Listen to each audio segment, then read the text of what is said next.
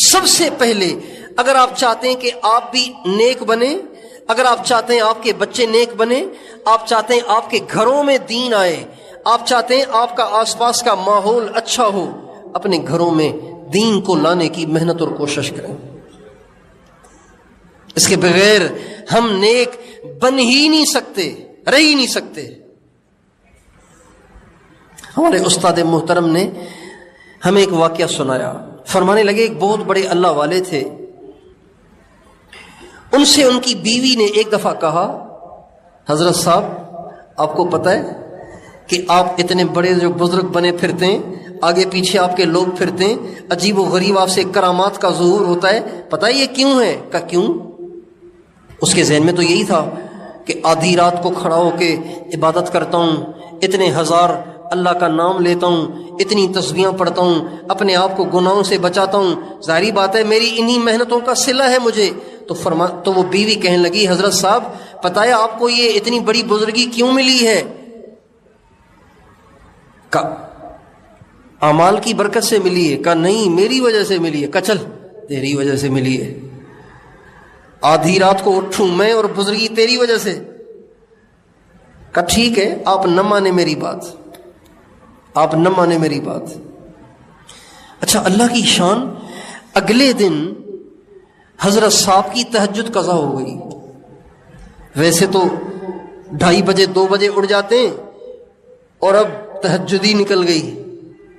بزرگ بڑے پریشان ہوئے، سارا دن استغفار میں گزر گیا، اللہ سے معافی مانگتے رہے، یا اللہ پتہ نہیں کیا گناہ ہو گیا، تہجد ہی چلی گئی۔ اللہ کی شان، اگلے دن فجر کی جماعت چلی گئی۔ ارے یہ کیا ہو گیا؟ اب پریشان، سر پہ ہاتھ رکھا ہوا ہے، بزرگ پریشان ہے کہ بزرگ ہیں اور تہجد ہی نہیں، بزرگ ہیں اور فجر کی جماعت ہی نکل گئی، پریشان۔ بیوی نے دیکھا کہ حضرت صاحب پریشان بیٹھے ہیں، کہا حضرت صاحب کیا مسئلہ ہے؟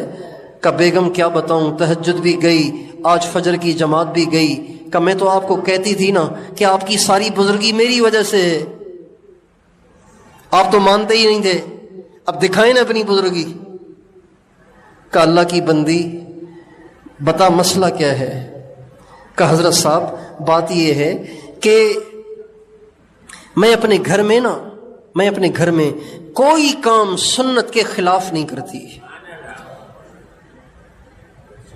اپنے گھر میں کوئی کام سنت کے خلاف نہیں کرتی، جو کھانا پکاتی ہوں اللہ کے ذکر کے ساتھ اور وضو کے ساتھ، آٹا ڈبے سے نکال کے پرات میں ڈالتی ہوں تو بسم اللہ پڑھتی ہوں، پانی ڈالتی ہوں تو بسم اللہ پڑھتی ہوں، اسے گونتی ہوں تو اللہ کا ذکر کرتی ہوں، پیڑا بناتی ہوں ذکر کرتے ہوئے، روٹی بناتی ہوں ذکر کرتے ہوئے، پکاتی ہوں ذکر کرتے ہوئے، سبزی کاٹتی ہوں ذکر کرتے ہوئے، اور اس کو پکاتی ہوں ذکر کرتے ہوئے، سارا کام وضو کے ساتھ، اللہ کے ذکر کے ساتھ، اللہ کے دھیان کے ساتھ کرتی ہوں۔ لیکن جس دن آپ نے کہا نا کہ تیری وجہ سے نہیں، میں نے کہا ایسی کی تیسی، اب ذرا دکھائے، تو اس دن سے میں نے نہ روٹی ذکر سے پکائی ہے، نہ سالن ذکر سے پکایا ہے، اور نہ ہی میں نے وضو سے پکایا ہے، وضو بھی نہیں ذکر بھی نہیں۔ تو دیکھ لیں آپ اپنا حال۔ تو وہ بزرگ کہنے لگے بے شک میں مان گیا کہ میری ساری بزرگی آپ کی وجہ سے، مہربانی کر کے جیسے آپ پہلے کر رہی تھیں اب بھی ایسے ہی کریں۔ جب تک ہمارے گھر کا ماحول ٹھیک نہیں ہوگا، گھر کا ماحول ٹھیک نہیں ہوگا، ہم نیک بن ہی نہیں سکتے۔ مہنگائی کا زمانہ ہے، گھروں میں اتنے کمرے بھی نہیں ہیں کہ ہر ایک اپنے الگ کمرے میں جا کے بیٹھ جائے، دوسرے کمرے میں اگر ڈرامہ چل بھی رہا ہے تو حرج نہیں ہے۔ ایک گھر ہے، آپ اس میں رہتے ہیں، سارے بے دین ہیں، ایک آپ دیندار ہیں، آپ اپنا دین کیسے بچائیں گے اگر آپ کے گھر میں دین کا ماحول نہیں ہے؟ تو اس لیے گھر کے ماحول کا درست ہونا یہ سب سے زیادہ ضروری ہے۔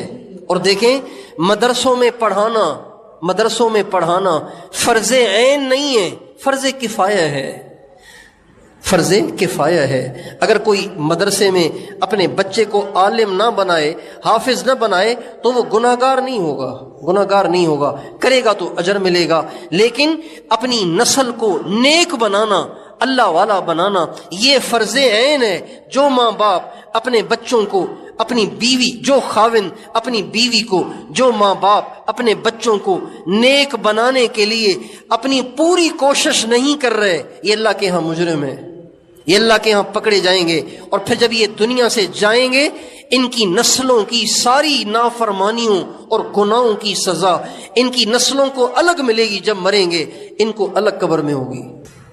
اس لیے جیسے آج ماں باپ کو اس چیز کی فکر لگی ہوئی ہے کہ ہمارے بچے کسی اچھے اسکول میں پڑھیں اور کسی بڑی ڈگری کو پائیں اور اچھی نوکری کریں اور بڑا گھر بنائیں، اس سے زیادہ ان کو اس بات کی فکر کی ضرورت ہے کہ ہماری اولاد نیک ہو جائے، ہمارے گھر کا ماحول اچھا ہو جائے۔